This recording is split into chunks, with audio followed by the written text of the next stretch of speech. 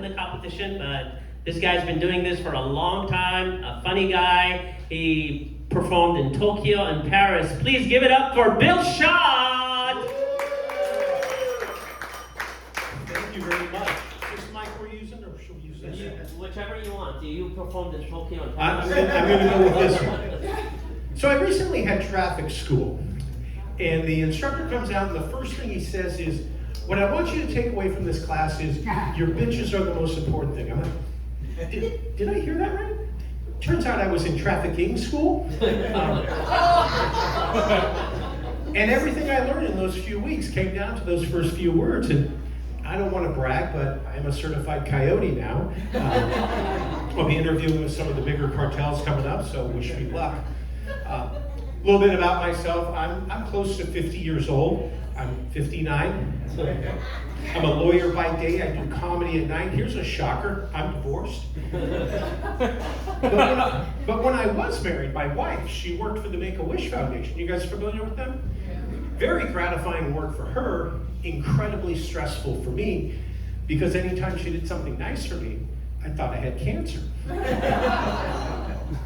And when she started faking her orgasms, I thought hospice care was right outside the door. Another little fun fact about me is that before I got into comedy, I was in a pretty successful rock and roll band, one a lot of you guys have probably heard of. I was the drummer for the Cars, for Kids Band. We had one hit, 1-877. Everybody hated us. I had to get out of that band. I developed a little bit of a substance abuse problem. I was always the guy who had the straw or the needle trying to get into that juice box.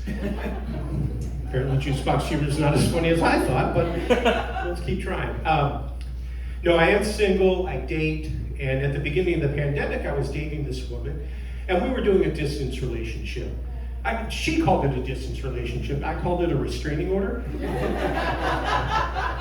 And she had to stay 300 feet away from me. And it wasn't that I was in fear of my safety, it was that she was a little bit like Johnny Depp's ex-wife, Amber Heard. So it was more about protecting my stuff, her shit, if you remember the story correctly. So I'm of an age, a generation that if you use bad words, you got your mouth washed out with soap, right? So I try not to swear too much. But growing up, if you stayed away from the F word and the C word, your life was pretty easy. But now we have all sorts of taboo words. We have the N word, we have the R word, we have the M word. Say when you know, but let's not turn it into a Trump rally. We have the old B word, the new F word, and I once even heard a US Senator talking about the W word. I'm a 59-year-old white guy. I know a lot of slurs. I'm going, well, the F word is the W word. And I thought about it, I'm like, okay, starts with W, ends in back. And if you guys don't know any of these words, God bless you. Talk to me after the show. I'd be more than happy to tell you what these words mean, or what these words are. But what's interesting is that some of these words are only regionally offensive. Like, if you call a woman from Appalachia one of the S words, she may take it as a compliment. You use those same S words on a woman from Granite Bay, you're gonna have a fight on your hands. So, do you know what the S words are?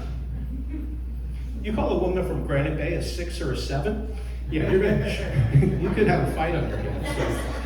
So, speaking of words, years ago I was dating this Indian woman from a very traditional family, and we got into an argument, and she called me a misogynist.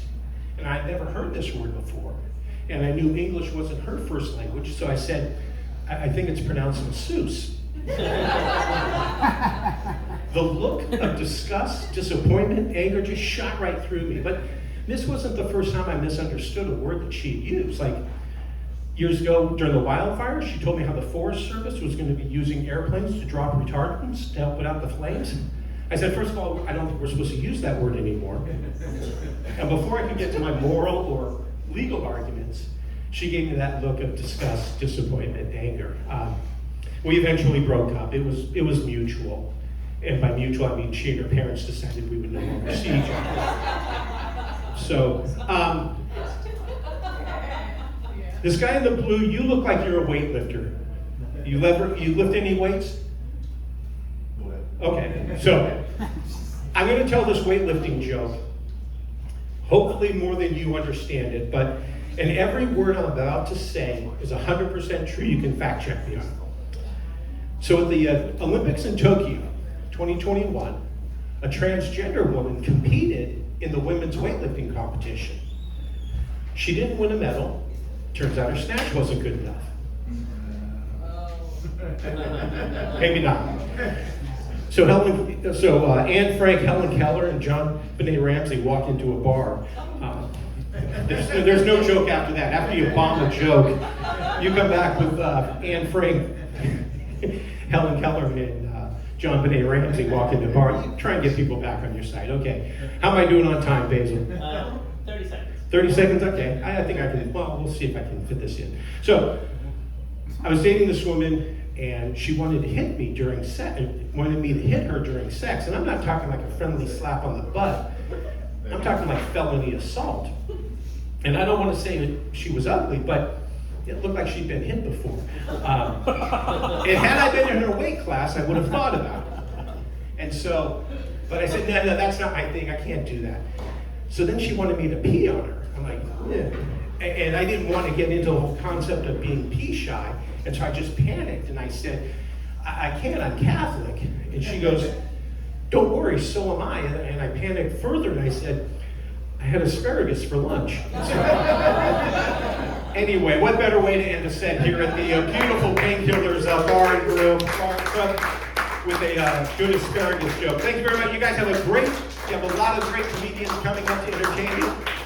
Vote well, and I look forward to seeing you guys later. Thank you. One more time for Bill Shaw. And